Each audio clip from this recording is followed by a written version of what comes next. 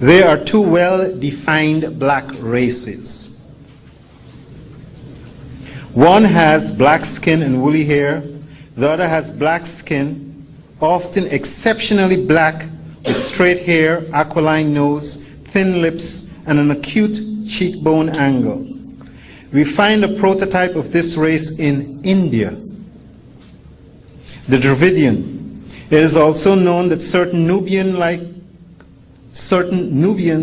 likewise belong to the same Negro race, as this sentence by an Arab authority, Idrisi, indicates, quote, "The Nubians are the most handsome of the blacks. Their women have thin lips and straight hair," unquote. So hopefully with that as a background, when you see someone standing here that does not fit into the stereotype of what we are accustomed to and tell you, well, I'm an African, you just would not flip. Because this is the job that has been done with us. In bringing this brother here today, he will blow a lot of myths. And the information that he will share with us today, no one leaving this forum will leave the same way they came in. To give you some background, who is Velu Annamalai? Well, Velu Annamalai was born in a small village near the southern tip of India in a state called Tamil Nadu. Both of his parents never went to school, and they were financially poor. They were deprived of all social, cultural, educational, and simple human rights by the Brahminical Hindu caste system because they were born untouchables. Dr. Annamalai obtained a bachelor's degree in engineering and went to West Germany for 2 years training. He returned to Madras, where he taught in an engineering college for 3 years before coming to the United States in 1969 for higher education. He received his master's degree in metallurgical engineering in 1972 from the Colorado School of Mines, and then went back to India to teach for another 3 years. He returned to the States again in 1975 for his PhD degree in metallurgical engineering and obtained it in 1977 from the New Mexico Institute of Mining Technology. He moved to Texas the same year to work in the uranium producing industry. Presently, he's working at the waste reduction, waste recycle, and general environmental engineering field. For the past 12 years, Dr. Annamalai has been writing on the plight of the untouchables, or the Dalits, of India, as well as speaking to various groups, mainly to Africans in America. Last year, with the help of Brother Runoko Rashidi, Dr. Annamalai started the International Dalit Support Group. The purpose of this organization is to educate and disseminate information on the black untouchables of India to the African community over here. There are over 200 million untouchables suffering under the yoke of the Hindu race and Hindu racism. And the international community completely ignores it because these people are considered to be black and polluting. Sisters and brothers, with this as a background, I'm going to ask you to bring forward this brother and welcome him into our embrace.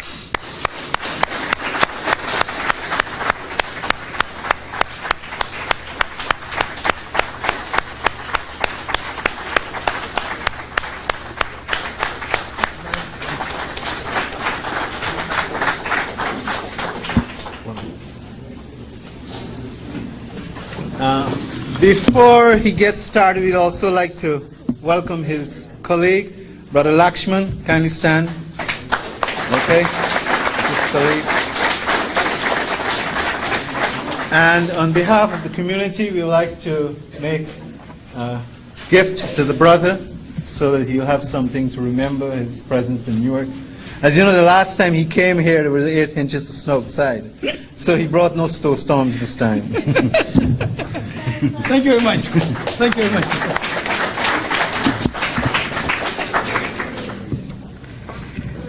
Hotep, sisters and brothers. Hotep. I think many of you would have heard me or had seen me. What is the proportion of people who haven't seen me or heard me before? Okay, good. So in case if you hear some facts, because facts are going to be facts, I may be repeating it. And as I said, I have to repeat it to get the history out, or the true history out. As Brother Unini said, the purpose of my coming and talking to you is to educate. The word educate, I don't want you to misunderstand the word. I'm not referring that you are uneducated. But I like to make a distinction, the use or the meaning of the word education. Most of the time, we call somebody educated because he has a BS degree or a PhD degree. I don't consider that to be an education. That is simply the person is literate. He can read and write, maybe get a job, fill his tummy. I don't think as African Americans or the black untouchables of India, that word is the word that we want to use. Education means to understand who I am, who you are, what's your background, what's your past, what's your present.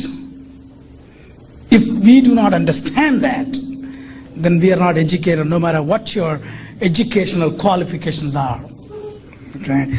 So, with that kind of introduction, I would like to bring to you a part of the world which has been completely hidden and forgotten. There are two worlds who were connected together long time back, but the present generation do not know. Either side do not know the other side is related. And that is my purpose. So if someone would look at me, this guy doesn't look like an African. He looks like one of the Indians walking around the street, and most of the Indians are obnoxious to the African Americans. What is he doing here? And this has been raised several times. Every time I go to an African American meeting, particularly in the beginning, when Brother Noko Rashidi used to take me, and people question, who is this person? But I think I have spoken to several groups, several radio stations, and the book, The Dalits, the Black Untouchable of India, has fairly disseminated the information about who the Dalits are. I think now the African American community has understood that not every Indian is obnoxious. There could be somebody who is your brother or sister. And it's kind of difficult to find out. Okay. And even after I finish my lecture, still you may not be able to find out. But at least you would know there is such a thing, that there is a brother or sister who has same ancestry as you have. Okay. So going back to the history, what is the connection between India and Africa?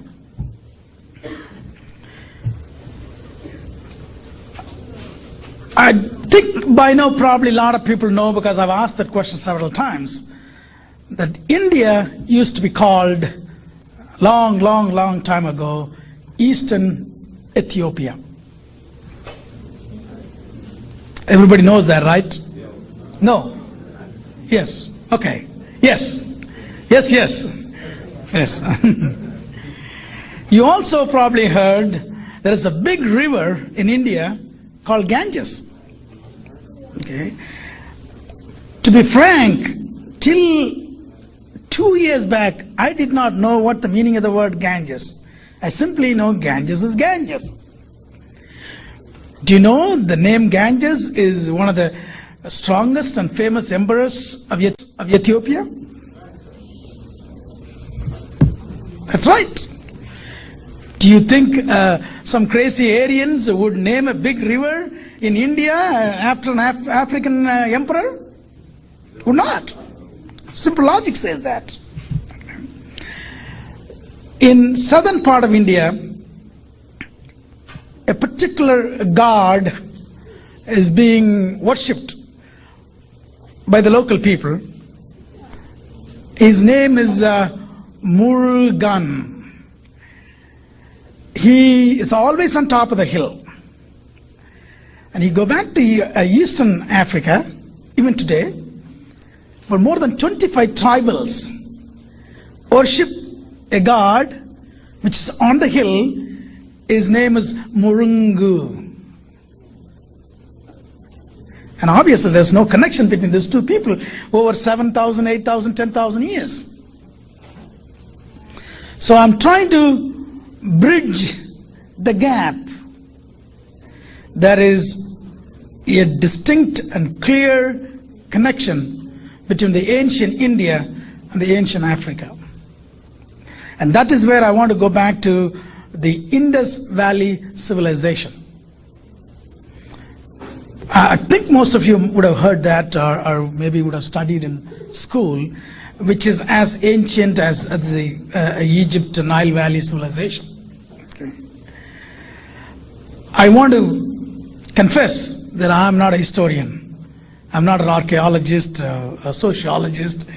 I'm a good-for-nothing engineer. Okay. So I'm not trying to go into the details, archaeological details. I will leave that to Brother Runoko Rashidi when he comes next. But the original inhabitants or the original creators of the Indus Valley civilization, which is also called Mohenjo-daro and Harappa, or Harappan civilization, was created by the black man. People came from Africa. About 7,000 BC, which is 9,000 years back, maybe even earlier than that. They brought agriculture. They domesticated most of the animals. They were highly civilized. They had two-story buildings, sanitation systems, sewage system. They had a built-in screening system in the sewage, so the solids would not block the liquid passage. They had chutes, so they can drop the garbage from the upper level to lower levels. They had individual wells. They had courtyards. Highly civilized conditions they were living. They're very peaceful agricultural people. Very well flourishing civilization. This is the original black people. Then about, I think, 5,000 BC, small groups of people from Mediterranean started coming into Indus Valley. The Indus Valley I'm referring right now, if you could imagine Pakistan. And that is where the original Indus Valley people lived. Harappa and Mohenjo-daro, those are two main cities that they lived. And that was not discovered till, I think, 1846 or something by the British. Before that, we did not even know that we had a civilization. The British, obviously, they were trying to build railway lines and they stumbled into the civilization. When these Mediterranean people came, they mingled with the local black people. And obviously, there is a certain amount of intermingling and maybe a slight change in features. That is the people they started calling themselves Dravidians. Maybe Brother Inuni might be able to give a little detailed definition as what the Dravidian means. I'm not quite sure, even though I call myself a Dravidian.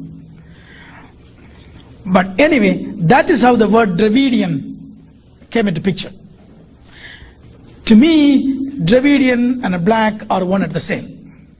As a matter of fact, that is how it is being used in the Vedas and scriptures of the Hindu religion, which I'll go into a little later. Okay. And even today, in India, normally the dark-skinned people are referred as Dravidians. Okay. When these Dravidians were living comfortably, about 3000 BC, between 3000 and 2000 BC, nomadic white Aryans came from the Central Asia. They were looking for food. They were just wandering around. They were huge, big people. The one thing, sadly, they had is they domesticated horses, which the Dravidians did not. With the horsepower of being nomadic barbarians, they had all the skills of killing and beating. So when they walked into Indus Valley civilization, they found a glorious people living. So first thing they wanted to do is to conquer the people and to learn and to possess everything what these people had. A conflict took place. A war took place.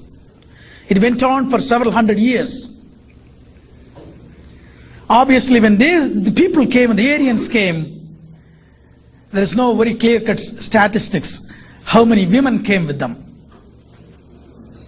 The perception is that not too many women they brought with them, the white women.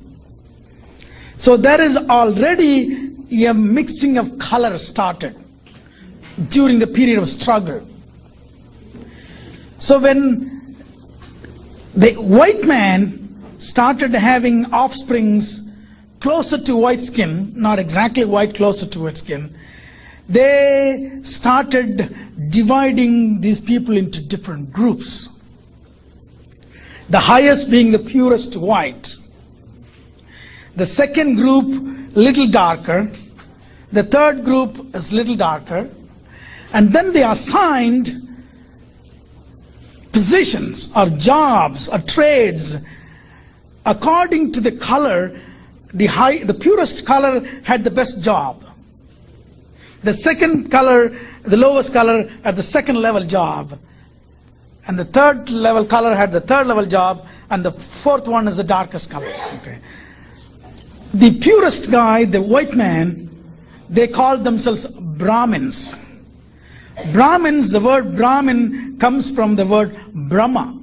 Brahma is the creator of the religion that they later on invented. When they came in, they did not have a religion. Our ancestors had nature worship. That is what they did. They did not have any ritualism. They simply worshipped the sun and the rain and the fire and the air. That is the type of worship they had. They also worshipped cattle, the cows and the bulls, because that is what is used in their agriculture. So they wanted to thank them. As a matter of fact, even today in South India, where most of the Dravidians live, we have 1 day or 2 days. 1 day we equivalent to Thanksgiving, but we thank the sun, because without sun we cannot have agriculture. And the second day we thank the oxen and the bulls and all that. Even today it's happening. So this is our ancestry. But these guys, they created their own gods. Brahma is the creator. So the pure white Aryans, they call themselves Brahmins. Brahmins, I guess it's also meaning the wise man. That is according to them, obviously not according to me. Okay? So their duty or their exclusive profession is priesthood and teaching. They are the only one can read and write.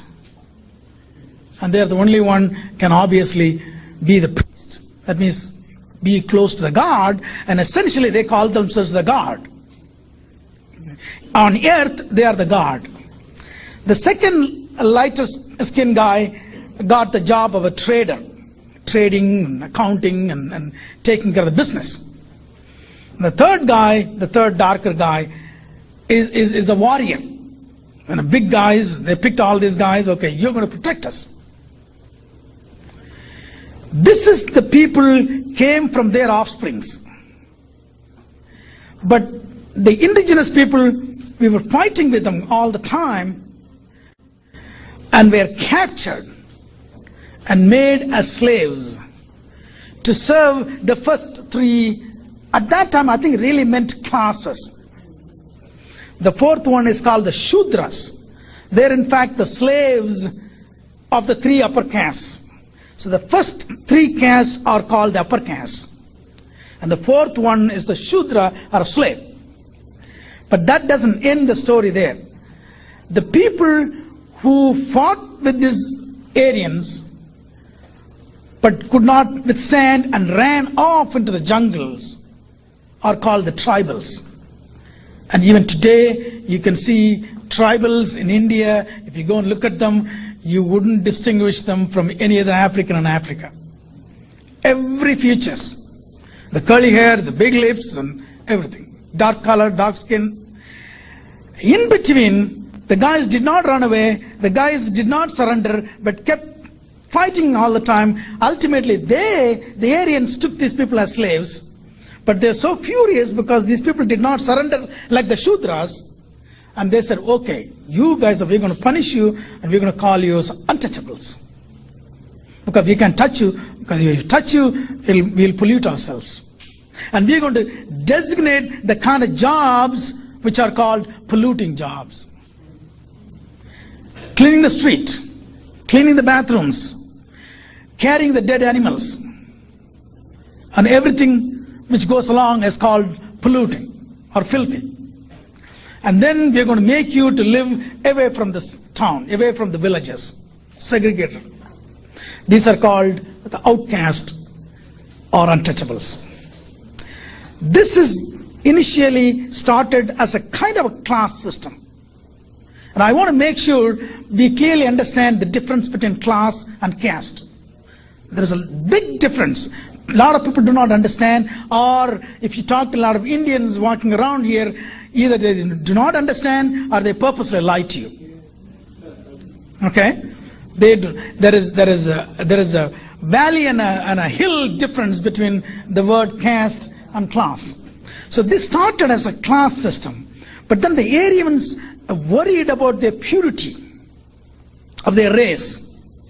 They wanted to make sure that they have no more intermingling between these castes, so the Brahmins can control them better. They wanted to keep those people within the two walls, or the four walls. How can we do that? We need to make sure there is no crossbreeding. That's the first thing we want to do. How can we do that? We're going to introduce religion.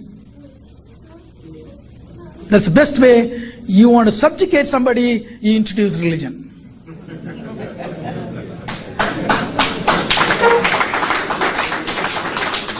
And these Aryans were so smart in an obnoxious way. They invented a religion. They invented two words. One word is called dharma. The other word is called karma. Dharma means kind of a, you do what God says you got to do. Okay. So what he says, the God says, this is your job. God tells you this is the job you got to do. Why, if a guy says, why I have to be a carpenter, why can't I be the priest? Then he comes around and tells you, that is because of your karma. What is karma? You did something bad in your last life, so the God is punishing you this life. Okay? But that doesn't stop right there either. You better not question that again. Why you are in that position. If you question, you will make the God angry, and next life you're going to be worse than this. Very smart people. Extremely smart people. So everybody did their job with a smiling face. It doesn't matter what the job is. agreeing to be a slave, enjoying the slavery. So that's what we call in India, where the slaves enjoy slavery. Because they think they're serving God. But it took 3,000 years for me to get up and said, which God? Let me find out which God he is. Who made me be an untouchable? Tell me what I did in my last life. I sure want to find out. Okay? I sure want to talk to that God. Maybe I'll shoot him. Because I know the life of an untouchable in India. But what these Aryans did, they made us completely dumb, completely ignorant, completely illiterate, completely poor, completely weak in every sense of the word for 3,000 years. We can study, we can read, write, we can't even, our women cannot even cover their body. And we cannot even wear any dress like the other man. I'll go back later on and read some of the scriptures, which is the holy books of Hindu holy books, where it says an untouchable, the dress of an untouchable has to be the dress of the dead corpus. That is, the holy book says that. The Hindu holy book says that. And these people are supposed to eat only from broken pots. So when they have systematically made these people for so long, they completely accepted their faith, so-called faith. I said, well, obviously I've done such a bad thing in my last life. I have no choice. So I might as well hope for better life in next life, better things in next life, or maybe better life for my child in my next life. So let me faithfully follow my dharma. So I don't even have a mind to question as to why I am an untouchable and this guy sits on top of the hill. Okay? It took 3,000-4,000 years for us to even think about it. Okay? This is what is called Varna Ashrama Dharma, which is Varna means color. In Sanskrit, the word Varna is color. So the religion today is called Hinduism. The original name is not Hinduism. It is either called Brahminism. Brahminism. Meaning that you accept Brahmin as a superior. That is the name of the religion. Or Varnashrama Dharma. Meaning, I told you Dharma. The Dharma is the job that you do designated by God. And that job is due to your Varna. So Varnashrama Dharma. So this is the name of the religion. Till 9th century AD, when the Persians ran into India, they saw the river, the Sindh river, the Indus Valley civilization, which is the river called Sindh. They said, well, this is Sindh river, so this place called Sindh. But they can't pronounce yes somehow. They couldn't pronounce yes. So they called them Hind. Then they said, everybody who lived in this part of the country called Hindus. For them, everybody other than who followed Islam were Hindus. Even though an untouchable who is an outcast, because to be an Hindu, you got to have a caste. If you are an outcast, obviously you don't have a caste. If you do not have a caste, you can't be a Hindu. But for the purposes of the Brahmins and the other upper caste, it is for their advantage to call the untouchables as Hindus, so they can faithfully, obediently do your job. So they called them as Hindus. And the untouchables, not knowing what's going on, agreed, we are also Hindus. Except I can't go into their temples, I cannot go into the streets where the upper caste live, except to clean their bathrooms. Okay? So we were the outcasts. When the British came, they, obviously the purpose of the British who came there to conquer and to rob the country. That's what they did. And obviously the Brahmins were the guys who were controlling the local population. So they went to the Brahmins, and Brahmins said, everybody Hindus. So British wrote everybody Hindus. So that is how everybody is called Hindus. If you read any article in New York Times about India, they would say India has 85% Hindus, which is absolutely false. So tomorrow if you happen to see an Indian on the street, if you ask him what religion do you follow, if he says Hinduism, you should say, you mean to say Brahminism? He may not even know, or he may not agree with you. Because systematically, for all these years, the Indians or the Hindus have cheated the international community about what's going on in India. The caste system, the untouchability, it is so prevalent, so rampant, so barbarous, so evil, but it's all done in the name of religion.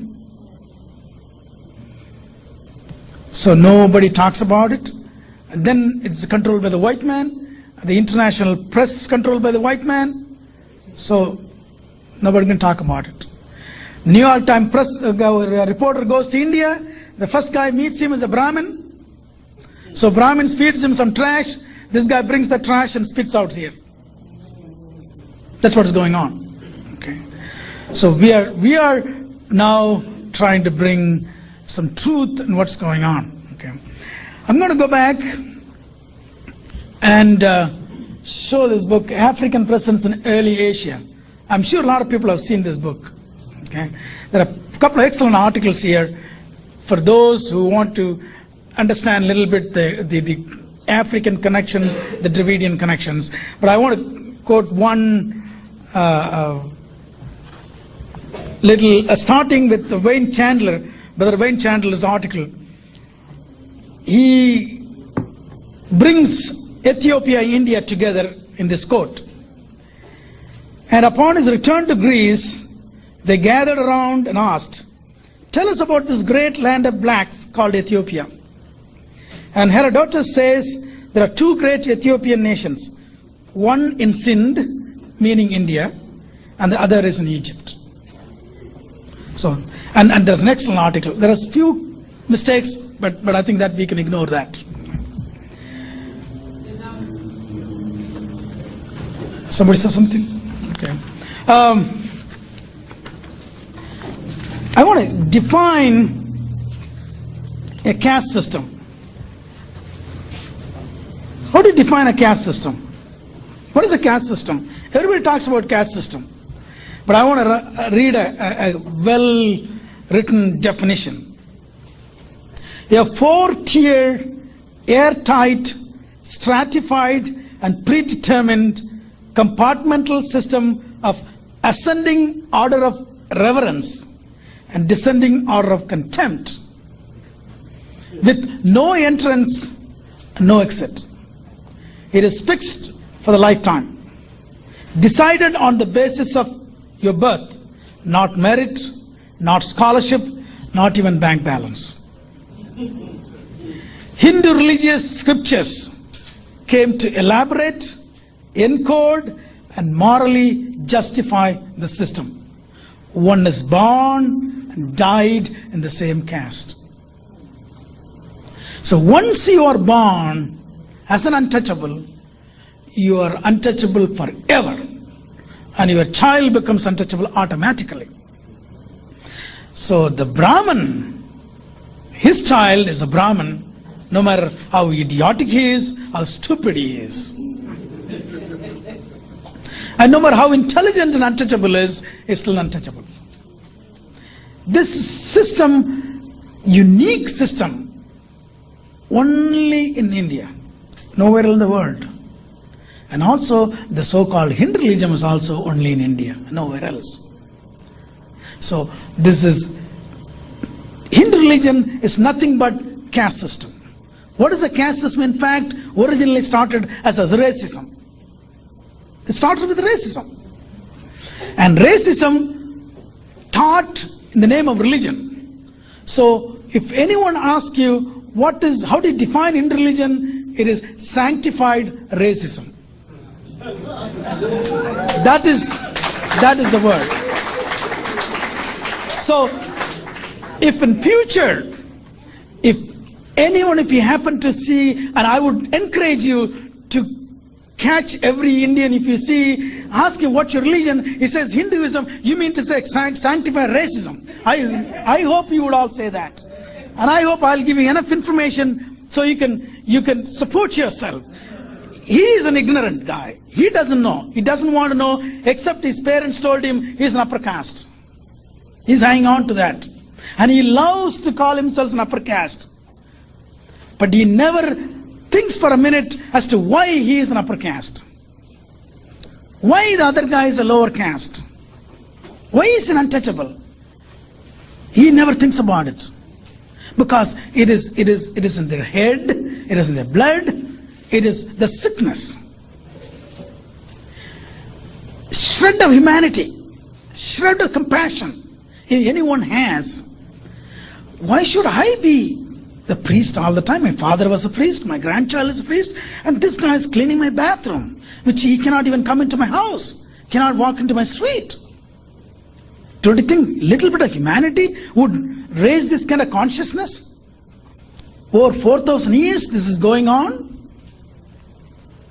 Neither Indians nor the international community ever talks about it. And today there is a war going on in Bosnia. They say, let's start an inquiry, a war criminal inquiry.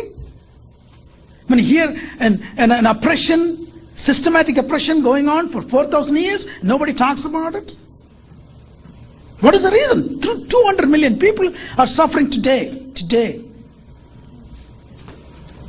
And nobody talks about it. You know, one of the main reasons is because they were blacks and they are blacks. That is the basis. You may not know that, I may not know that. I did not know even know that my ancestry was black. I was not taught that in the school. When I went to school, they talked about Indus Valley civilization, but they never told me that is my ancestors who created this great civilization. Now you know what they're doing? The Brahmins, all these years, they said it is a Dravidian civilization, the black civilization, the Aryans invaded. In the last 2 years, now they say, we found new evidence. That is, no, Aryans were never invaders. Aryans were indigenous people. They found new evidence. Is it that difficult to plant evidences? It is painful. It is painful that they could have the obnoxious mind to twist history. And they are finding people could collaborate with them, and white men in this country. These guys go there, they join some religious cult, and then they come back and say, great Hindu religion is great. Don't even know what they are. One time I met an Anglo guy, he said, oh, Hare Krishna, great religion. And I asked him, what's your religion? What's your caste? So he said, you are a Hindu, what's your caste? I don't, what? I said, if you don't have a caste, you're not a Hindu, damn it.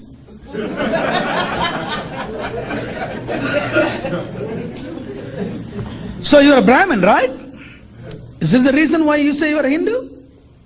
Do you know there is untouchables in that country? These kids were brainwashed.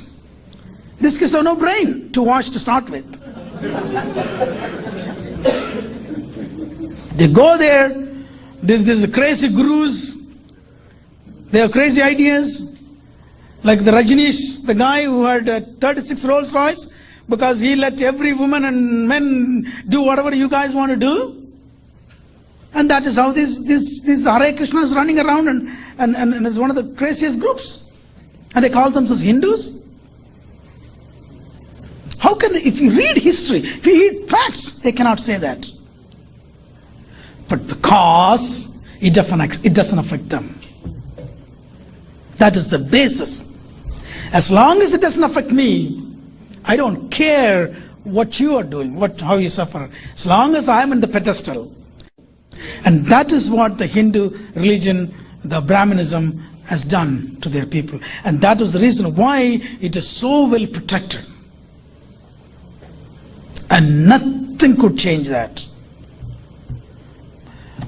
And then fortunately, the people from the down under, when they move up a little bit, and they want to imitate, try to run away from his own kin and kith. I think you can see some parallels here, right? Yeah. And this is what happening. This is a curse on our race. But that is where we need to go to education. We need to go to education. What I want to do is, I hope you do not know a whole lot of this Hindu religion. Because there are some people blindly follow this religion. Not only the white man, I have even seen some African American sisters following, brothers and sisters following this stupid religion. To me, I don't think we should follow any religion other than our ancestral religion.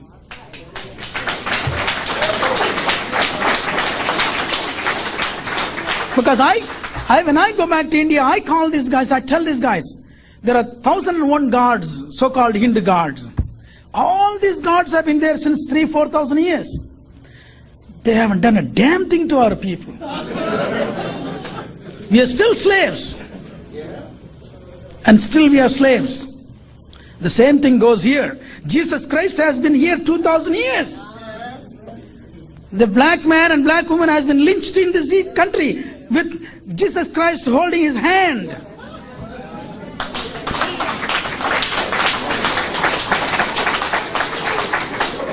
Are we that dumb not to recognize that?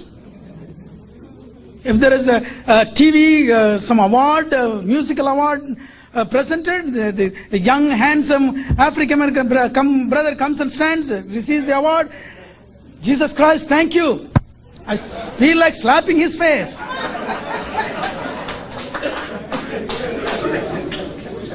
It was not his. Jesus Christ helped him be there. This is that our ancestors here, 4,000 years been killed and lynched and murdered and raped. Because of them, this young man is standing here.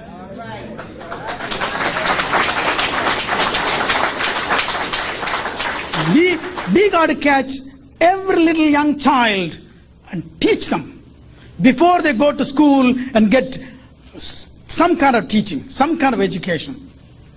And that is where our problem lies.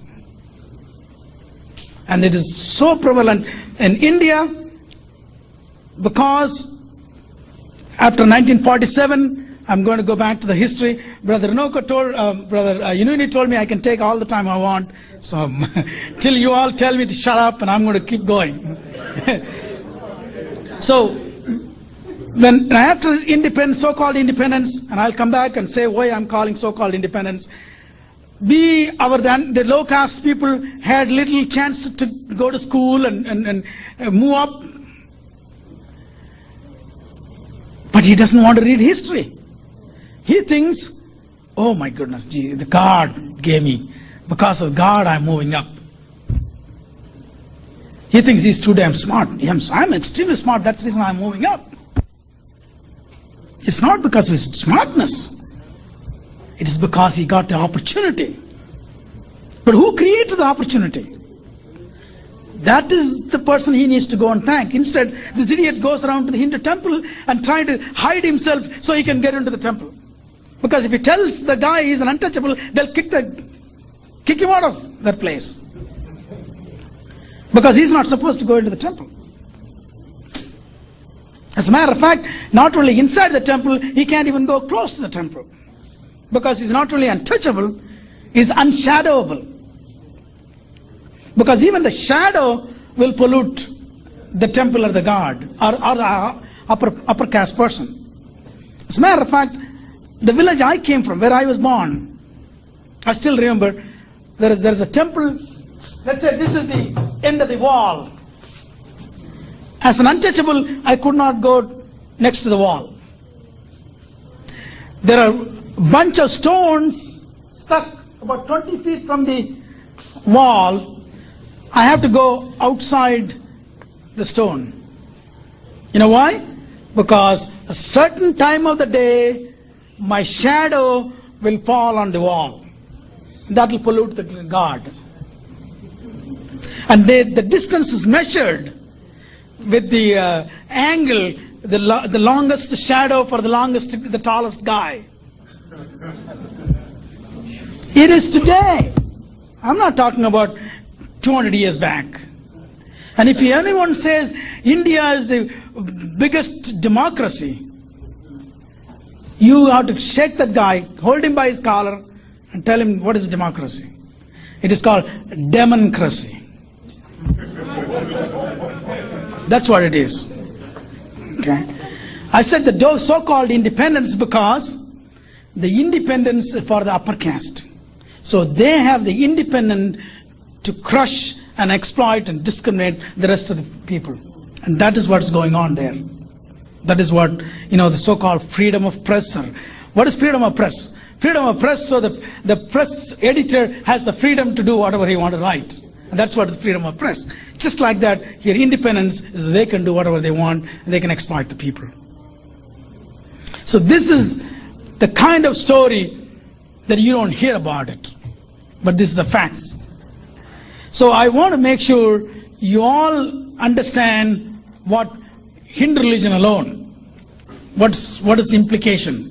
The temples are there all over. They are building temples in this country. The Hindus, the upper caste Hindus coming into this country, very powerful. There may be a small number, very powerful because of the money. Most of them are professionals, doctors, engineers, and businessmen. And they have a good hold on these politicians.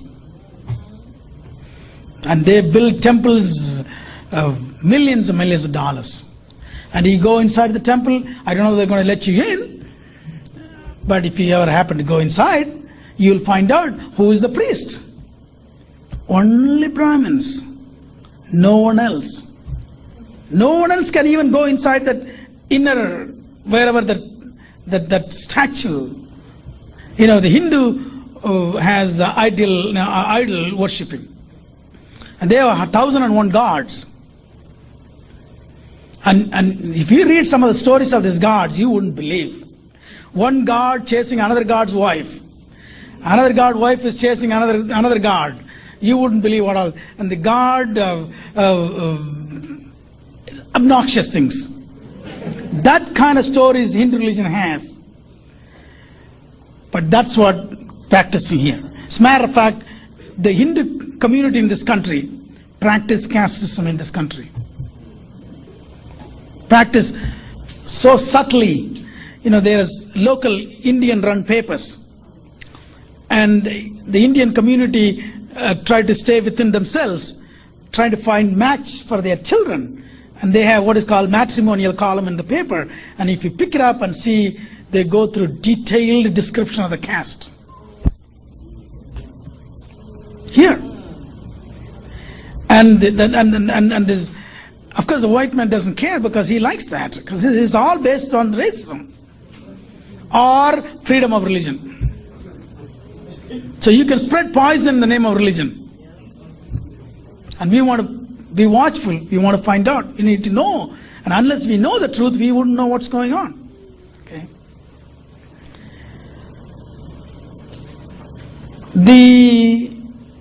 Let me go back and read you some of the holy scriptures. Vedas, you probably would have heard about Vedas, Gita, Bhagavad Gita, is all holy books.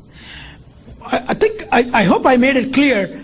In the Brahminical Hindu religion, there is no single God like Jesus Christ in Christianity or Allah in Islam or Buddhism. There's no. I shouldn't say Buddha because Buddha never called himself a god.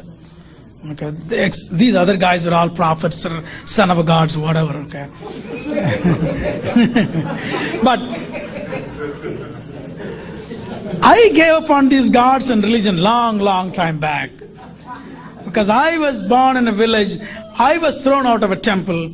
I was thrown out of a street because I was wearing chapel. So I went through the pain for no fault of myself. I was in the village, about 2,000 or 3,000 people in the village, all caste from Brahmins to untouchables. I was the first person to leave that village to go to big city to go to engineering school. I was the first to leave the country to live abroad, and still I was an untouchable. And still am. When I went to 1988, I took a bus to go to the village. I was sitting and the next seat was empty and the upper caste guy wouldn't sit. Because he recognized I came from that village. And I think that probably that guy is a million miles away from as far as my caliber, my achievements. It doesn't really matter what your qualification is, because you are born an untouchable. That is because Manu is the guy who codified this religion. Hindu religion is nothing but rules and regulations to keep the races separate. Okay. So Manu, they call that he is the lawgiver of the Hindu religion. He says Brahma, as I told you, he is the creator, has intended from eternity that the untouchable should be born slaves and live as slaves and die as slaves.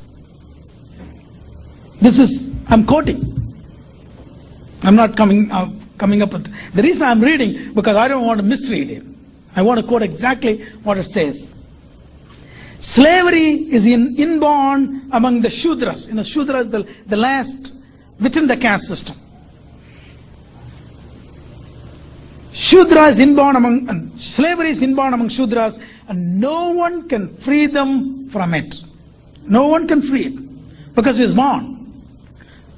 And then he is in the compartment where there is no entrance and no exit. A Shudra is a born slave.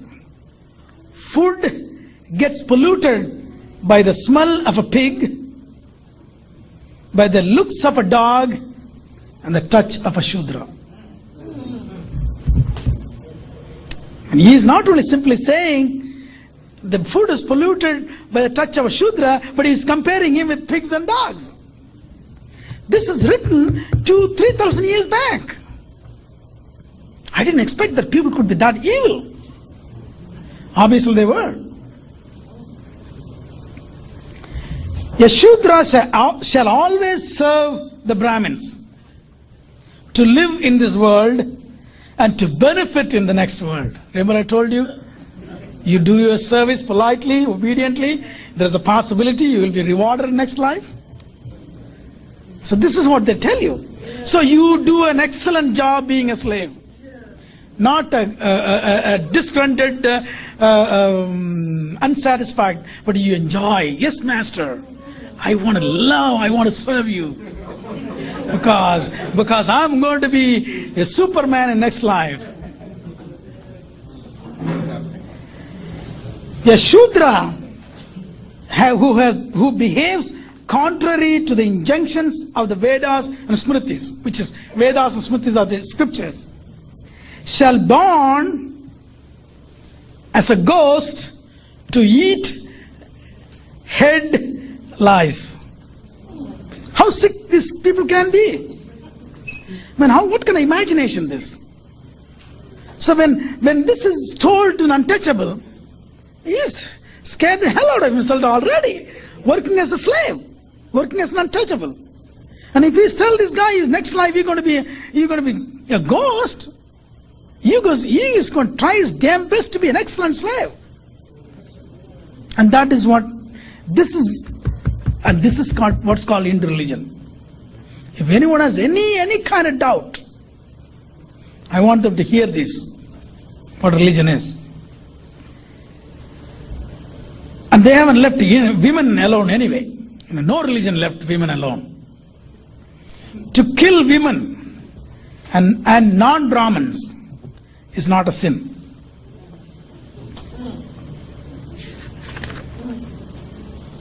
Here, as I was telling earlier, the dwellings of untouchables shall be outside the village, and their wealth shall be dogs and donkeys.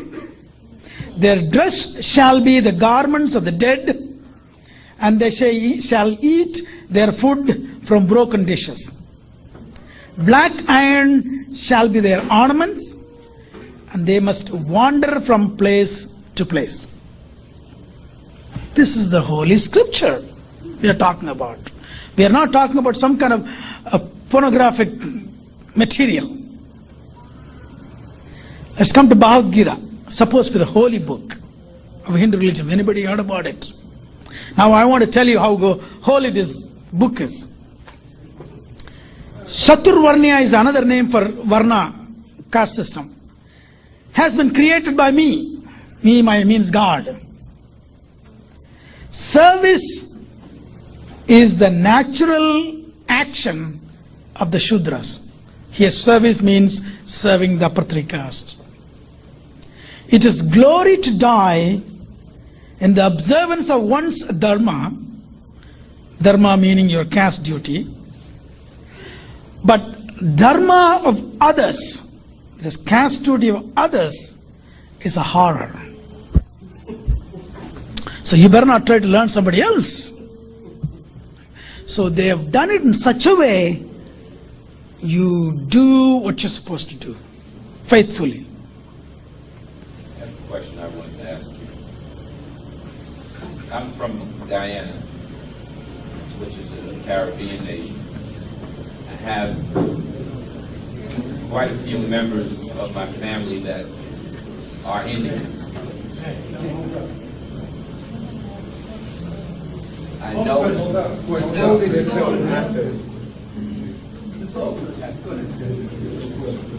But since you started, finish it. Yeah, go ahead. Let him go ahead. Not on the mic. I know. If you have a question, just go ahead and... Go ahead. But we would like to have all the questions at the end so that they can record it, I guess. Right. Yeah. Come on. I'll wait. Okay. Yeah, I'll come back. All the questions. I have all the time tonight. I'm not leaving till tomorrow. One should not abandon one's duty, which attaches to him from his very birth. See, they are reinforcing it again and again and again. He who worships him through performance of his own duty, dharma, attains perfection. This is from Gita. Few other scriptures. The Shudra must be prohibited from hearing, studying, and understanding Vedas. I want to go back one step earlier as to how these four castes are created. The Brahmins are supposed to have come from the head of the god. The second caste, which are the trader caste, they have come from the shoulders of the god. The third caste, which is the warrior caste, have come from the thighs of the god. The fourth Shudra have come from the feet of the god. I was wondering where the heck I came from. I'm an untouchable. Beg pardon? You say it came from the shoulder, Uh-huh. right? It came from the center of the body and the feet, right? Yeah. Why don't you identify them so we can relate to them? It's Kshatriya, Vibhishya, and the Sutra, right? Isn't that true? The last one is Shudra, the guy who came from the foot of the Shudras. The Brahmin came from the head. Yeah. The Vaishyas came from the shoulder. Kshatriya come from one of the guy. It doesn't really matter.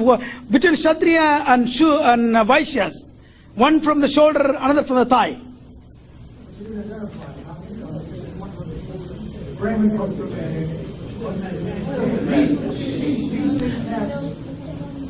My brother, hold your question. You get your turn. You get your turn. Okay, the purpose of I'm not trying to define or teach a class. The purpose is to tell you the kind of philosophical approach to the caste system. Okay, my main emphasis is where did the untouchables come from? That is my point. I'm trying to come. Okay, untouchables obviously no place because they are further down in the hierarchy of the caste. Okay.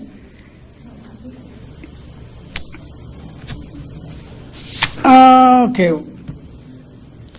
If a Shudra hears the Vedas, his ears will be filled with molten lead.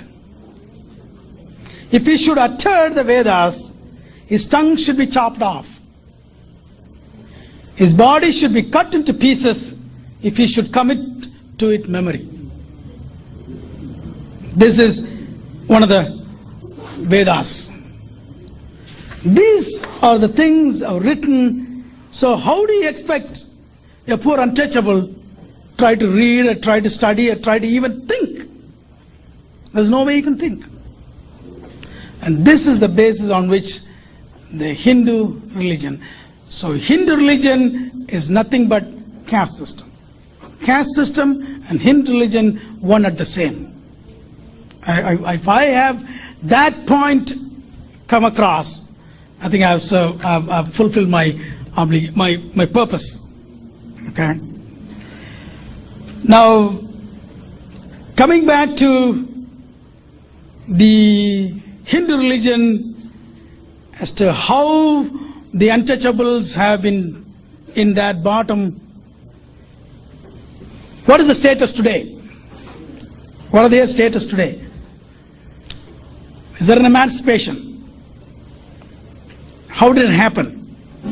When the British came, before that, let me go back to the Persians, the Muslims came. They came in the 9th century. One of the reasons, every time a foreigner came into India, he was able to invade the country so easily. Because people are completely disintegrated. There is absolutely no unity. Because that is the dividing and rule is the name of the game of the Hindu religion. Okay, so whether Alexander the Great walked in or the Muslims came in or the British came in, they had absolutely no difficulty in conquering the country. As a matter of fact, in certain places, the one king invited the other guy from outside in order to run over the other kingdom. So they're fighting against each other. It was easy for a foreigner to conquer India. Muslims had no difficulty in conquering almost the whole India. So when they came in, obviously a number of untouchables converted to Islam. Whether forcefully or because if I were living at that time, I would have jumped out of that and joined any religion. Better, I'm comparing one religion to other. I would have definitely gone any other religion other than Hindu religion. Okay. And again, by going into that religion, these people got benefit. First of all, they got dignity. Because all said and done, Islam, among all the religions, the one treats everybody equally. At least comparatively. Okay. Then came the British. They brought Christianity into India. There also again, some of the untouchables and the low caste Shudras converted to Christianity. But in order to gain benefits from the British, some of the Brahmins also converted to Christianity. And by going into Christianity, they also took their caste to some of them. So today we have different caste in Christianity.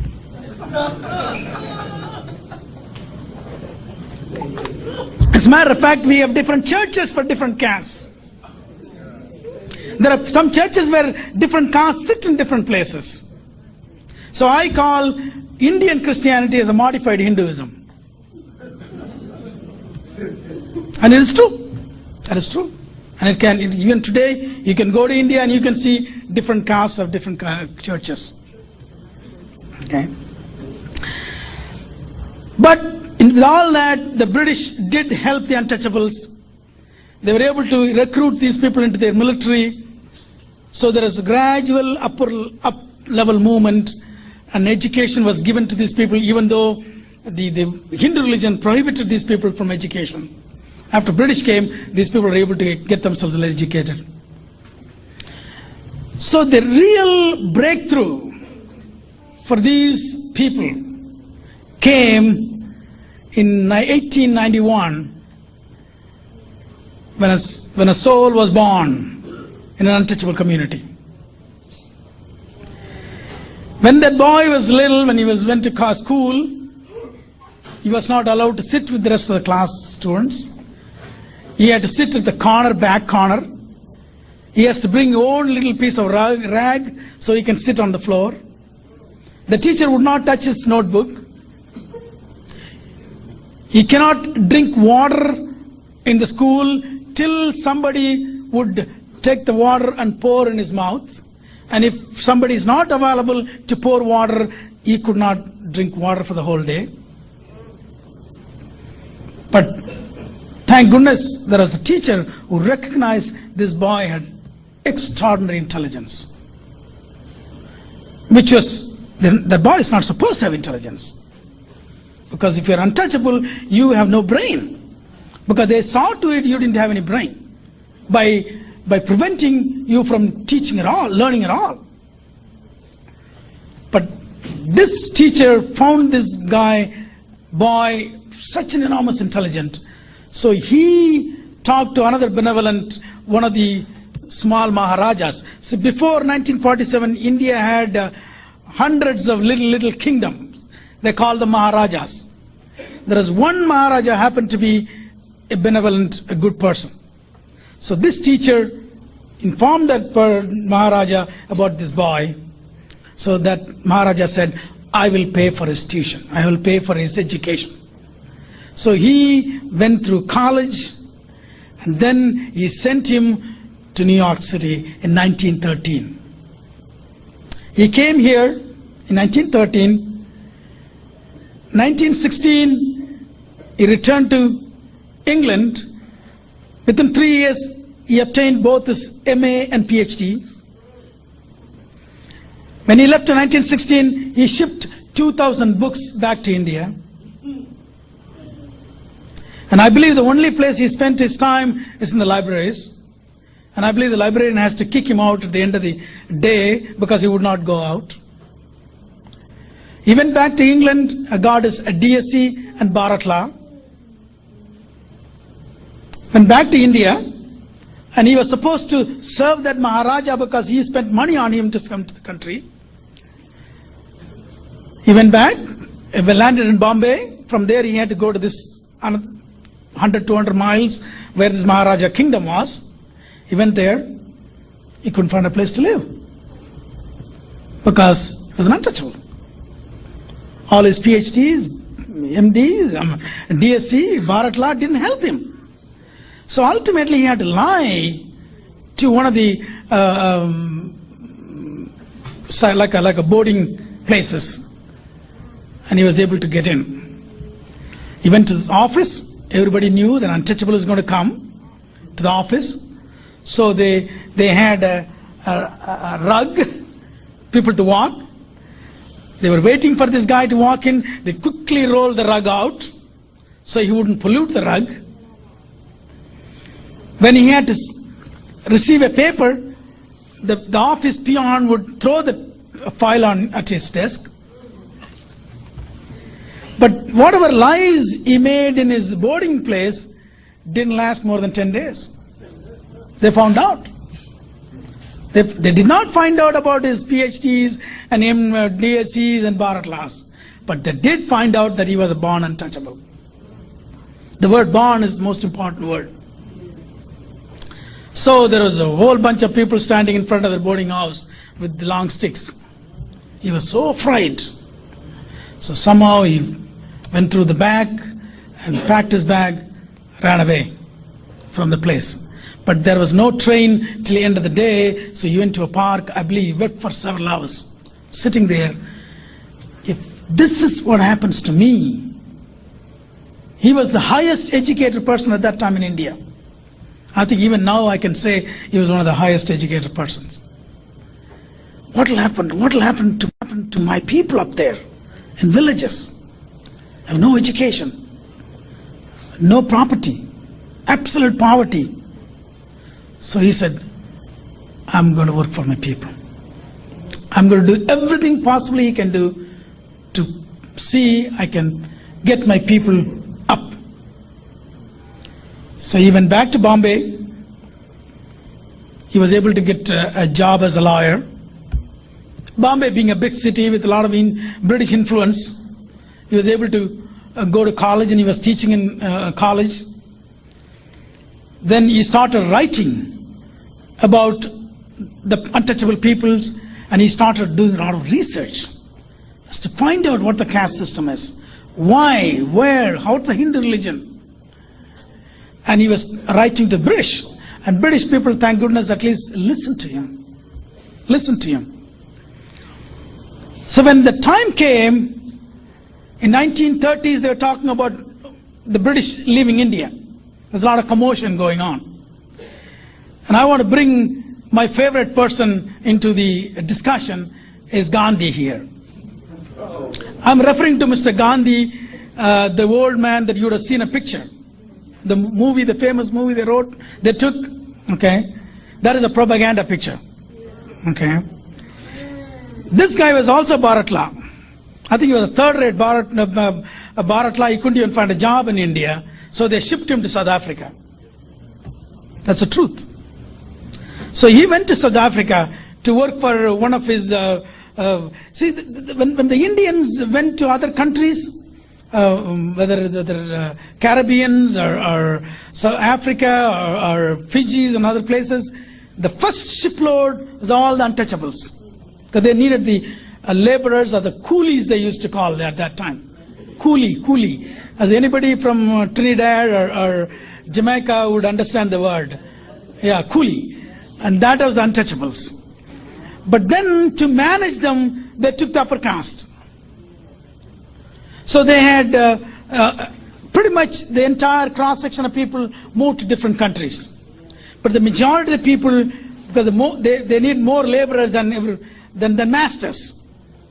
So majority of Indians were shipped to those countries where the untouchables.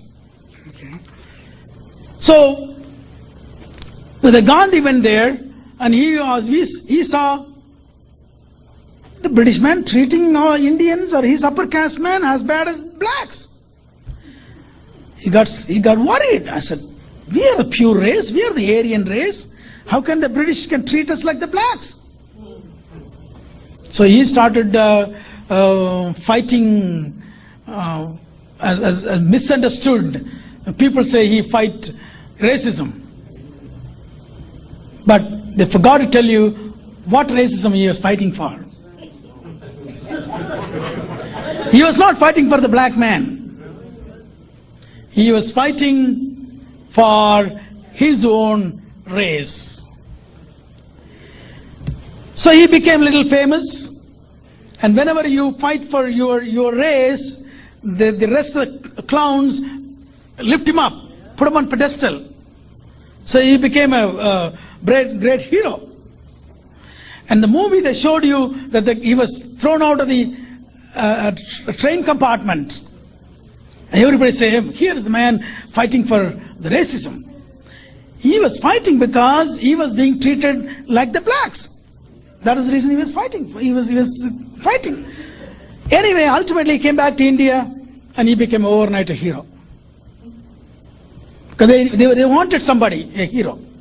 They were waiting for a hero. And here came a big hero from South Africa because he was fighting against the British. So Gandhi was representing the upper caste. But he declared that he was representing quote unquote Hindus, which conveniently included the untouchables. Because for them, untouchables are part of Hindus except as slaves. But Dr. Ambedkar asked, if we are Hindus, how come we don't have the same right as you have? For that he says, well, that is the Varna system and karma. So Dr. Ambedkar said, no. If we are socially separated, we have to be politically separated.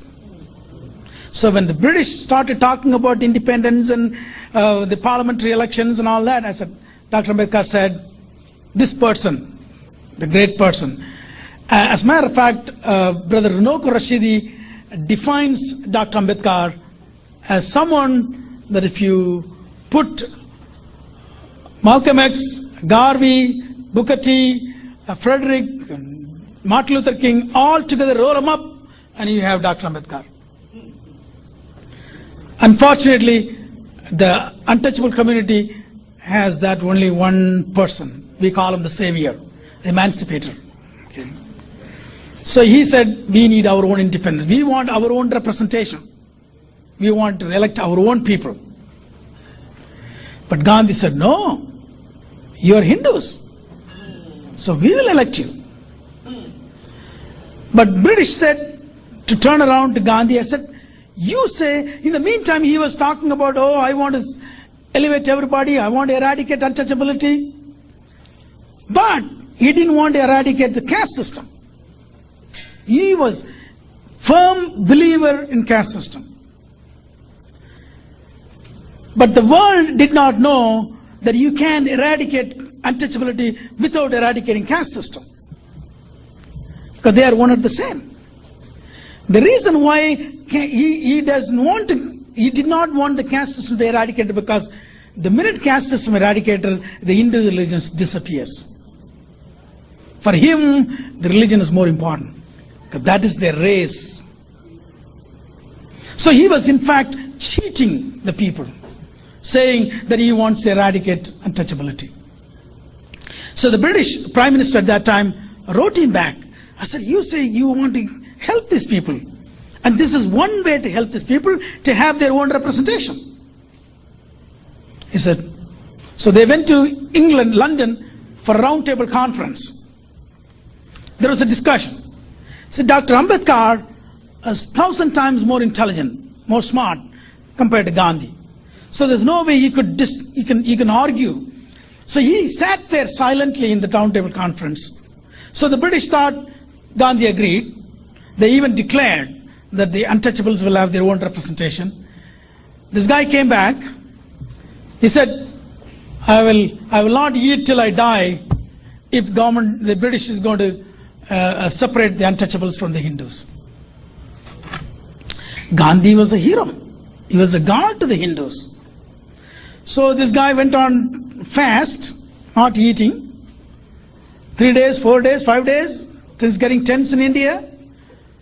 And Dr. Ambedkar got a lot of threat that if something happens to Gandhi, you are gone, your people will be gone. And there is no doubt about it. Weak people so easy. So he was worried. But still he said, I'm not going to let my people down. I'm going to try my best to protect my people. But ultimately, there was a point that he had to give in rather. So he got a compromise. And that is the reason Dr. Ambedkar called Gandhi as number one enemy of the untouchables. Because today, without that particular action of Gandhi, the untouchables' life would have been far, far better, because we would have had our own representation. Today, according to the compromise, they said, okay, they designated certain constituencies for the untouchables, because this district will be represented by untouchable, but would be elected by everybody. And the untouchables are never a majority in any district. Also in Indian process, election process, that you have to be nominated by your party. It is not like here. You got to be nominated by your own party to contest an election. And all these parties are controlled by the upper caste. So people like me will never have a chance to be nominated. So they'll pick all these dummies.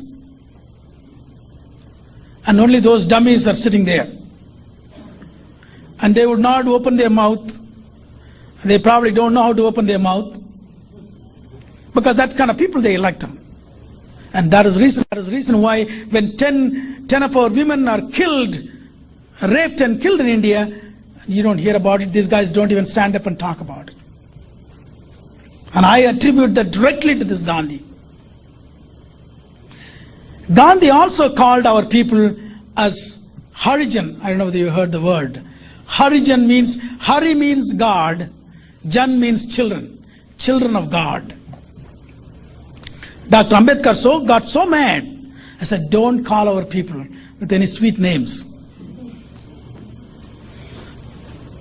Call a slave, the slave will revolt. You call a slave as the children of God, you are taming them a little more, making you a better slave. And that is exactly what he was doing. But in fact, it has got a different connotation. The word Harijan has a different connotation because the Hindu religion has so many evil practices. One of them is to make the young girls and women of untouchable community to be dedicated to the Hindu temples. This is one of the practices. It is called Devadasi system. See, these people, untouchables, are so ignorant, so absolutely uneducated. They think next life is going to be better if this Brahmin tells me whatever I should do. So he says, you have a nice looking girl, so you dedicate her to temple. So she can clean the temple around and dance and entertain the priests. Yes.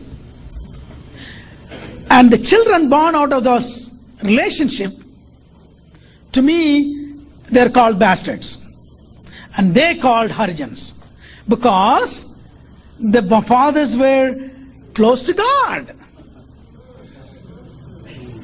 And this word is coined almost about 50 years before Gandhi first introduced this word. A poet has already coined this word, calling these children as Harijans, meaning bastards. And Gandhi comes around and calls the entire community as Harijans. So Dr. Ambedkar got mad. I said, don't you ever use this word. And he even passed a resolution in the local parliament. But the Hindus are the majority. They had the power. They introduced it, and we are called Harijans. But today, we don't call that Harijans. We don't even call ourselves untouchables. We use the word untouchables in certain circumstances. They call us untouchable. There is no reason why we should call ourselves untouchables. Okay. So we call untouchables when we come to UN. Because that explains the truth, the naked truth. Otherwise, we call us Dalits. Meaning broken and crushed. And this word also brought the people together. The reason why India, is a fairly big country. It's not as big as the United States. It's only 1/3 the size. But the population today is almost close to 1 billion. Okay. India is divided by regions. Every region, they speak different languages. So an untouchable from one region has no connection with the untouchable of the region. That is number one. Number two, the beginning 4 major castes, then the 5th caste, the untouchable.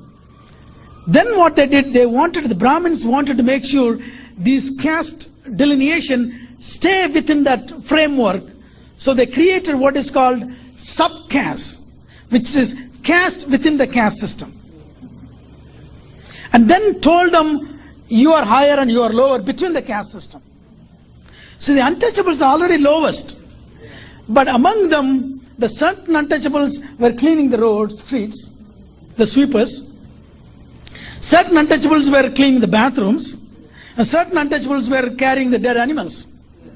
So they said, your job is more filthier than your job. So you are upper caste and you are lower caste within the caste. So these guys are fighting with each other, trying to figure out who is upper and who is lower. And they've completely forgotten the enemy that they're supposed to be fighting against. So there are several reasons as to why there could not be any unity. We can never unite. Without unity we cannot fight.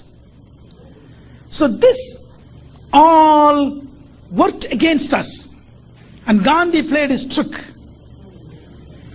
So when 47 came, when India about to leave, Indians have to write a constitution, new constitution. Do you believe that? Ultimately they had to go to this untouchable to write the constitution. The person who wrote the constitution, they still claim this is one of the best constitutions, is same Dr. Ambedkar. So he took that as a chance to put a lot of guidelines into the constitution to help his people, to make sure that we get education, free education, we have jobs, all these protections. But that does not mean just because it is in the constitution, it is being practiced. What is written one thing, what is practiced other things. But within that, people like us, little lucky people, just able to creep off, crawl and come out. And that is how, like me, without that person, I would not be here. So for me, if there is a God, they tell me that I have to pray a God, and this is my God. He is my ancestor. So this is the man I should thank. These gods, all these gods have been there 3,000 years. They never even looked at me. As a matter of fact, they won't even let me come close to them. So that is the Gandhi that I want to talk about a little more. And as a matter of fact, I want to go back and touch upon a couple of issues. Two things I want to talk about Gandhi. Number one, the so-called non-violence.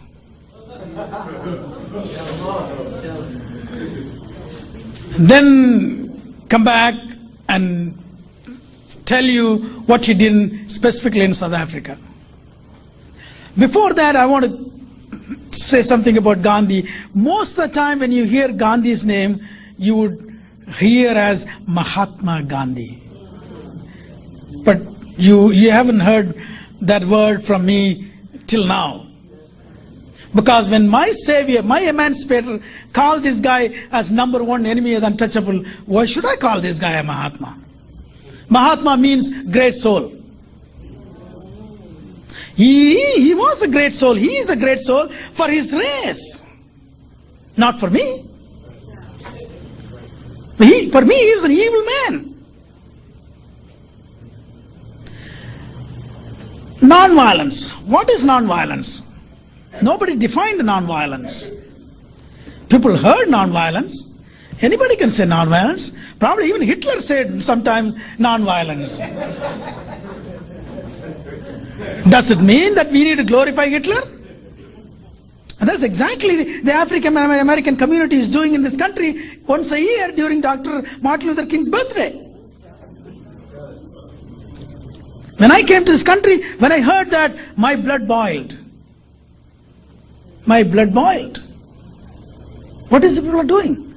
I thought the African Americans are better educated compared to the untouchables in India.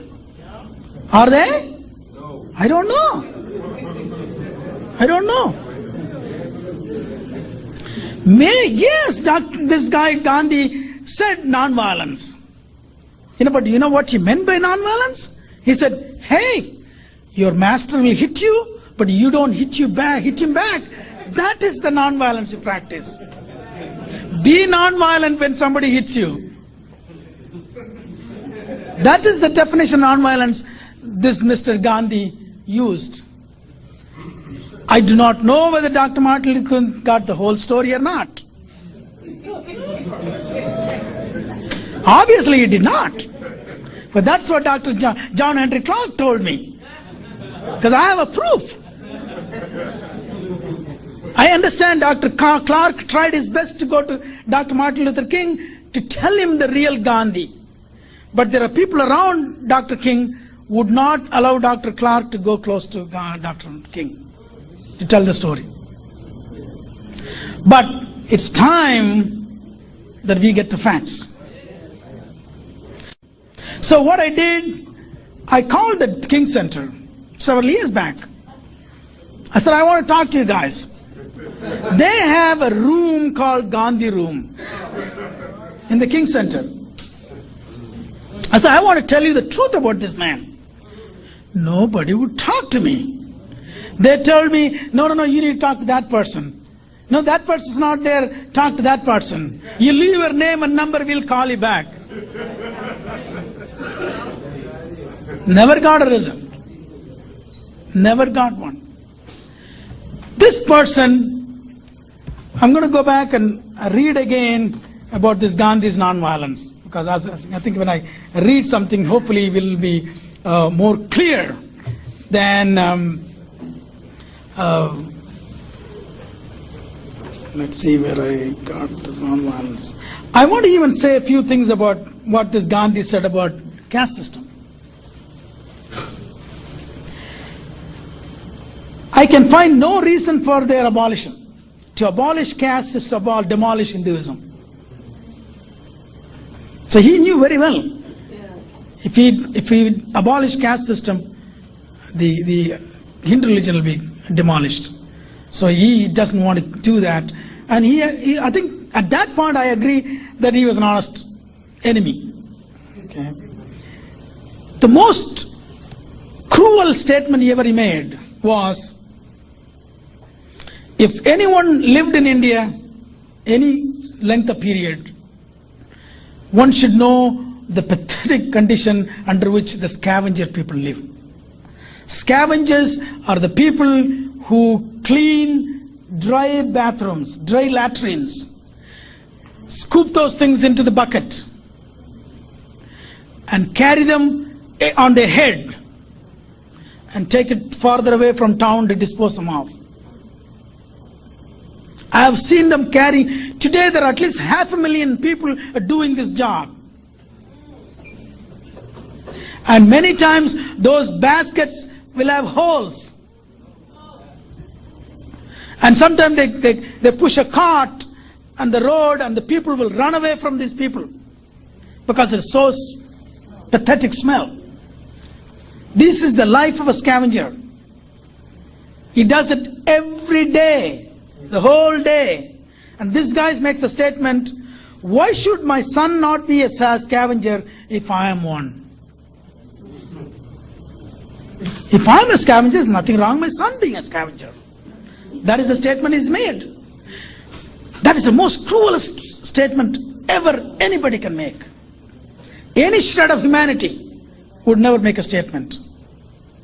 This statement alone is a proof of how cruel this person was. If I were a doctor, what's wrong with my son being a doctor? I have no problem accepting that statement. If I were a priest, even though that is logically that's not correct, it should be depending upon the head this boy has, what kind of brain he has. But I have no problem accepting the sense it's not cruel statement. But this guy is cleaning latrines, bathrooms, day in and day out. And if he were a scavenger, would he ever make a statement? If he did, I wouldn't consider him as a parent. Because no parent will ever want their children to do the kind of work. No parent, no matter how idiotic the parents are. But this, he made the statement because he didn't have to do it, his children didn't have to do it, only his slaves were doing it. This is the kind of statement, and I hope in future, whenever you see Gandhi name mingled with Dr. Martin Luther King's birthdays, I hope you would bring up this point. It's very important. He also says, it is good thing, he was talking about, somebody asked him a question, one of the British asked him a question, what if this guy, a certain caste, does some other caste duty, job, crossing the caste duty. He says, it is good thing for him not to arrogate a varna to which he is not born. I mean, he's not supposed to. If he's not born in that caste, he's not supposed to do that. It is by not doing it, it's a sign of true humility. According to Hindu belief, a person who practices a profession which does not belong to him by birth belongs to the varna in which he is born, no matter what profession he practices. But by not living up to it, he will be doing violence to himself and become a degrading being. It's all Gandhi statements. It's all Gandhi statements. I believe in caste division determined by birth, underline birth. And very root of caste division lies in birth. This is a direct quote from Gandhi. If anyone ever say that this guy worked for casteless society, they still make a statement. If you talk to the Hindu here, they'll say, oh, Gandhi worked for caste abolition. They have not read it. They didn't want to read it. They want to keep on lying. But these are the facts. As a matter of fact, he says, here he says, Shudra who only serves the higher caste as a matter of religious duty and who will never own any property, the gods will shower down flowers on him. This is the icing on the cake. Then he makes a statement, how is it possible that the untouchable should have the same right to enter all the existing temples? As long as law of caste and karma has the chief place in Hindu religion, to say that every Hindu can enter every temple is a thing that is not possible today. This is the non-violent, peace-loving Gandhi. Okay. I think somebody says Gandhi was perhaps 20th century most cunning and crafty fox in a saint's garb. The credit for saving Hinduism and transferring India from British imperialists to more dangerous Brahmin imperialists goes to Gandhi. That's what he did. He killed the untouchables with his kindness. It is a kiss of death.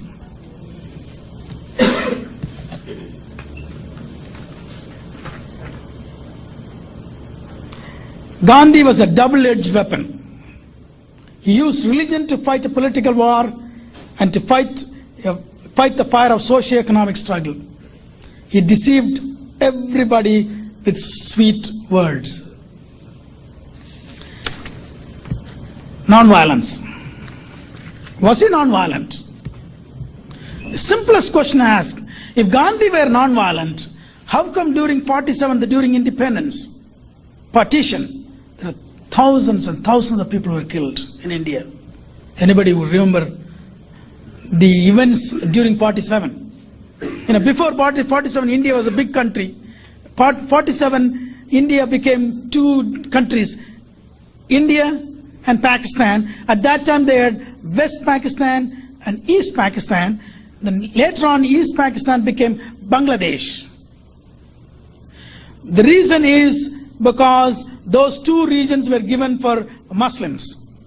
because Muslims wanted to have their own country because they said they couldn't live with the Hindus. So they had, because of their concentration, population concentration, they had West Pakistan and East Pakistan. Then later on, the West Pakistan tried to oppress the East Pakistans, so they had a fight, and India played the devil's role and got Pakistan broken into two pieces. So that became Bangladesh, and this became Pakistan. Okay? But during that time, hundreds of thousands of people were killed. Non-violent, bloodless violence, and then hundreds of people killing. It doesn't make any sense. But you keep hearing these lies again and again and again.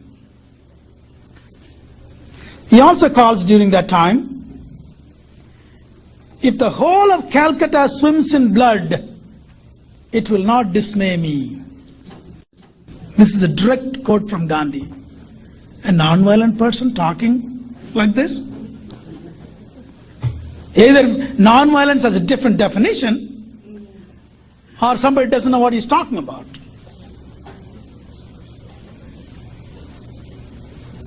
Actually, one person said, it would be difficult to find a more violent person than Gandhi in the history.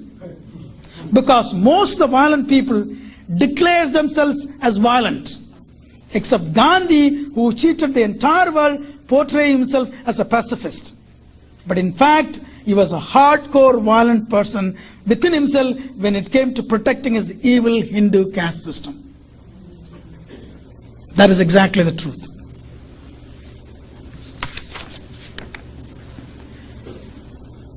During his stay in South Africa,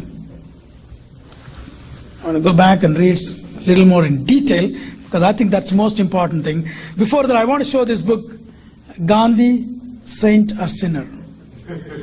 This is an important book every African American has to read, because this is an absolute documentation of what he did in South Africa. And I'll make sure Brother Ununi has address, or I will try to get these books and give it to them, because this has got documentation. What he said, when he said in South Africa. This, I'll give the details, because I think best thing, because it is available only in India. It's kind of difficult for you individually write them, so what I'm thinking of doing is to get a bulk and send it to here. It's easier because of the exchange rates and the postal system. Half the time your check won't receive, or they'll take the check and they'll say they never got the checks. Okay. He says, during the Gandhi movie, people forgot Gandhi for a long time. And the Indian government, the Indira Gandhi government, to bring his Gandhi back, their Mahatma back, the movie was completely financed by the Indian government. The script was checked and rechecked by the government of India. And the movie was taken. And one commentary about this movie. While Gandhi is being portrayed as a saintly man, a martyr for whom non-violence is constant theme and growing virtue, Gandhi was an opportunist, a late-blooming pacifist for whom non-violence was a selective tactic. In fact, during the Kafir wars in South Africa, he was a regular Gangadin who volunteered to organize a brigade of Indians to put down Zulu uprising, and was decorated himself for valor under fire. You should know that. Is it the King Center people can't even get this fact?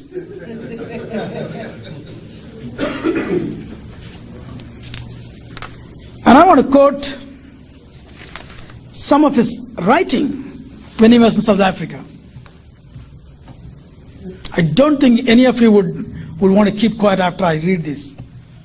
He says, ours, that is the Indian upper caste community of South Africa, is one continued struggle sought to be inflicted upon us by the Europeans, who desire to degrade us to the level of the rock of Phil, whose occupation is hunting, and whose sole ambition is to collect a certain number of cattle to buy a wife, and then pass his life in indolence and nakedness. This is Mr. Gandhi's writing when he was in South Africa. A few years back, later, there was a regulation, the arm carrying control the Europeans were implementing. And obviously Europeans wanted to make a rule same for the native blacks and the Indians. He is calling, there is a certain class of bill. He says class 200 makes provision for registration of persons belonging to uncivilized races, meaning the local Africans, resident employed within the barrow. One can understand the necessity of registration of coffees who will not work. But why should registration be required to the Indians? He goes on, in the majority of cases, it compels a native to work for at least a few days a year. Meaning, the locals were lazy, they'll never work. Then he goes on another time. We believe as such in the purity of race as we think as the whites do, by advocating the purity of all races. This is Mr. Gandhi's statement. We believe in purity of races as much as the Europeans believe in purity of races. So far as British Indians are concerned, such a thing in particularly is unknown of mixing races. If there is one thing which the Indians cherishes, when I say Indians, it means upper caste, cherishes more than anything else, more than any other person, it is the purity of the type or race. Aryan. Now can you call Hitler calling himself Aryan, the Aryan race? You know where he got the Aryan? He went back to India. You know the swastika sign? You know where he borrowed that from? From the Hindu religion. That is a sign of Hindu religion. That's where he borrowed. The Aryan purity and the sign, swastika sign, both came from Hindu religion. And that is what he is re-emphasizing here. So, this book goes through much more in detail about Mr. Gandhi. So you have a non-violent Gandhi and a racist Gandhi, which is really, see, the mistake a lot of our people make, the whole non-violence or violence. When the word violence is used, right away they think as a gun or a dagger or a stick, a blood. No, it's much more than that. You can be a non-violent person. Let me redefine that. You can be an extremely violent person without using a gun or a sword or a knife. That is what they have done to the untouchables. The day a child was born, they said you are untouchable, you are worth for nothing, you have no brain, you can't think, you can't teach, you can't do anything. So he completely destroyed the person. I never had any self-respect. I never loved myself. As a matter of fact, I hated myself when I was a child. That is much more cruel violence than if somebody would have taken a gun and shot me down. People have to understand when the word of violence and non-violence is being used to their advantage. It requires little bit of education. And sometimes we were denied that education. Or most of the time we were denied the education. But it's about time that we wake up. Because that is where I'm coming back. The Gandhi who killed the untouchables has the same ancestry as the African Americans of this country. So how can you glorify this man who not only killed the untouchables in India, but also went against the Africans in South Africa, and then you are glorifying here in this country? Last year, during October, that is the time this guy was born, October some date. The Hindus in this country, very powerful. They have a lot of money. They can buy any politicians. They obviously bought some city council members in Atlanta. So they said, we want to name a street after Gandhi, right next to King Center, with the blessing of Mrs. King. So this brother, African American council brother, fine, he moved a resolution and it has to go through legal proceedings, so they put an ad in the notice in the legal section. How many of us read the legal section in the paper? Nobody knew about it. Nobody knew about it. None of the African American, the awakened African American brothers knew what's going on. But there are Indian-run newspaper in this country, and one of them carried an article. They were joyous. Oh, we're going to have a name after Gandhi, that too an African American street. They didn't know I'm going to read that paper. I read the paper. I called right away our brothers and sisters in Atlanta. And I want to give credit to those brothers and sisters because they did work hard. Brother John Trimble, his wife Tandai, and sister Sharon Davis. These three people got to work. They put together a little pamphlet, important aspect of this Gandhi, what he was. Went to door in the street, educated our brothers and sisters. The day of hearing came in the city hall. All the Hindus had their champagne bottles ready. They were ready to open the cork. There came John Trimble and Sister Sharon Davis. They stood and told him who Gandhi was. Nobody could believe, obviously Hindus couldn't believe, that anybody would dare talk against their God, blessed by King Center. So, we won the race. That was completely shelved. But their brother, council brother, I believe, promised the Hindus that I'll find another street. And we suspect this time they're going to do it in such a way nobody's going to find out. But we're going to keep our eyes and ears open. Okay. But that is only a small battle they won so far in the process of education. The bigger one is coming in DC.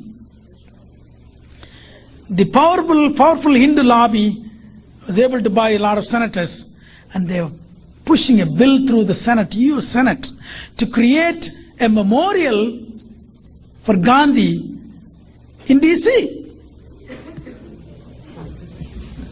where 70% of the population is African Americans. Where is the memorial for all these African Americans who have been killed and lynched and raped in this country? Where is it?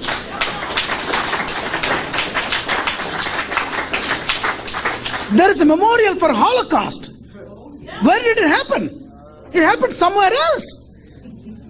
And a memorial here in government land? What are we doing? What are our elected congressmen doing up in Washington, D.C.? The Black Congressional Caucus, what is it doing? But we are not going to let another traitor's memorial come in there. We are not going to allow Gandhi's memorial come into DC. I have gone to DC and met our brothers and sisters, and everybody have promised us we will fight it.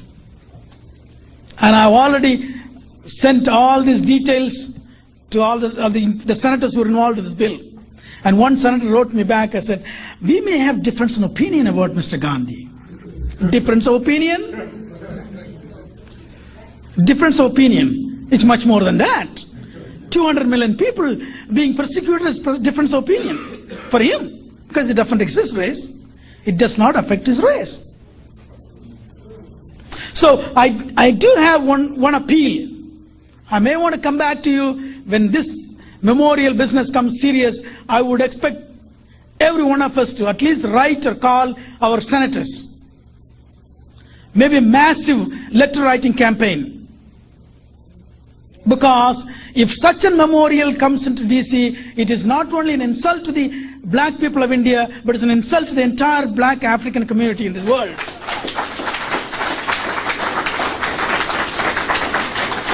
They have been running over us too long. They have been running over too long. We need to stop it. We got to stand up and say, this is it. We are not going to take it anymore.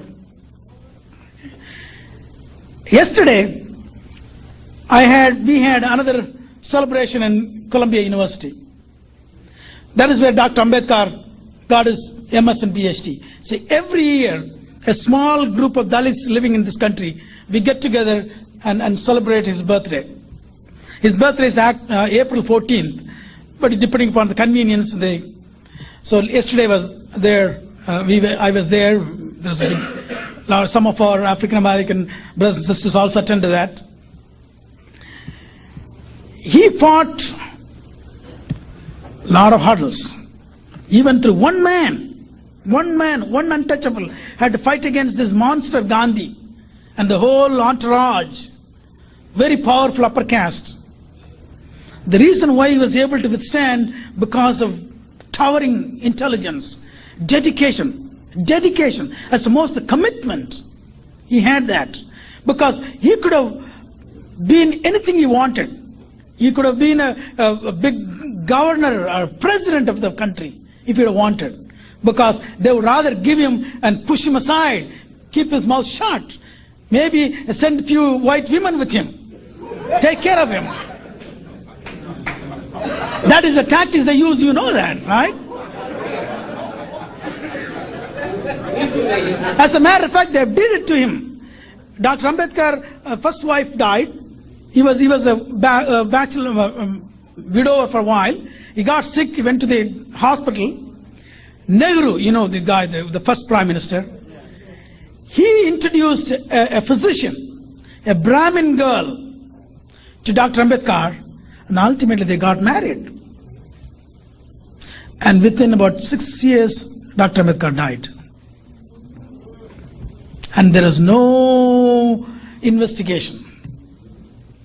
The untouchable community wanted an investigation as to why this man died. Nehru introduced this lady. It's a gradual death. He got sicker and sicker and sicker. But Dr. Ambedkar called our people and told them three things. In order to emancipate, you got to educate, you got to agitate, and you got to organize. Okay? But I want to elaborate these things a little better. When I was a young boy in India, there used to be demonstrations. For everything there is a Communist Party is an accepted or a legal party in India. They always demonstrate. They walk and labor demonstrations and 100 people, 200 people, 500 people demonstrating. I assumed that as an agitation. Demonstration, to me, I thought it was an agitation. And you can agitate when you have a whole bunch of people. So I thought that there is an organization. So you need to organize in order to agitate. But Dr. Ambedkar said, educate and then agitate, he said. I said, what is this? I don't understand. You know why I didn't understand? Because I didn't get my proper education. I had a bachelor's degree in engineering at that time. I thought to myself, man, I'm an educated man. No, I wasn't educated. As I said earlier, I was just illiterate. Education comes within. You don't have to go to college to get educated.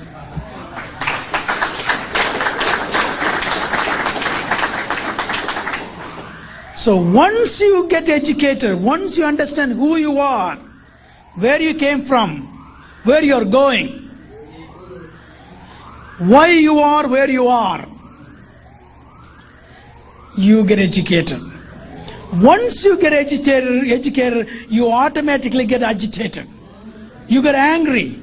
You get mad. If you don't get mad, you haven't gotten educated enough.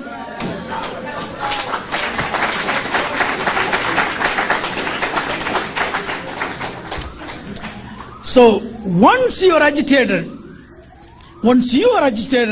we become together. That is the organization.